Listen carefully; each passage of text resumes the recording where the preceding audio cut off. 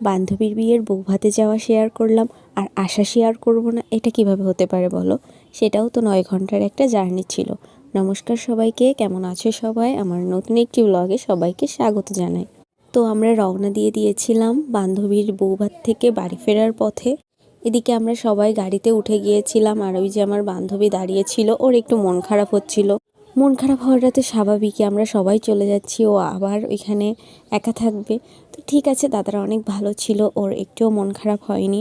এদিকে কথা বলতে বলতে আমাদের গাড়িও ছেড়ে দিয়েছিল, আমরা অবশেষে রওনা দিয়ে ফেলেছিলাম।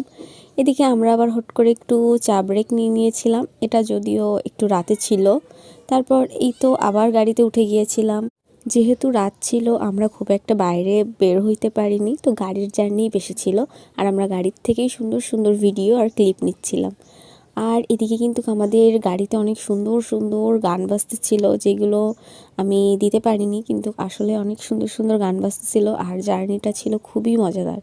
আমরা সেই দিন 9 ঘন্টার একটা জার্নি বাই হাইক্স করে ফেলেছিলাম।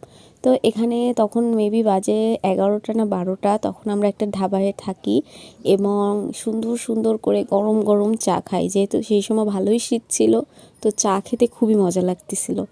আবার এই হাইক্সটাকে একটু দেখিয়ে নিলাম, এর মধ্যে আবার আমাদের উঠতে হবে। এখান থেকেও প্রায় 4-5 ঘন্টার পথ ছিল, তাই সবাইকে একটু দেখিয়ে নিলাম, সবাই চা খাওয়ার জন্য দাঁড়িয়েছিল। তারপর আমরা চাটা খেয়ে আবার গাড়ির উদ্দেশ্যে রওনা দিলাম। আর এই তো আমরা বাড়িও পৌঁছে গিয়েছিলাম অবশেষে, তখন রাত 2টা বাজে।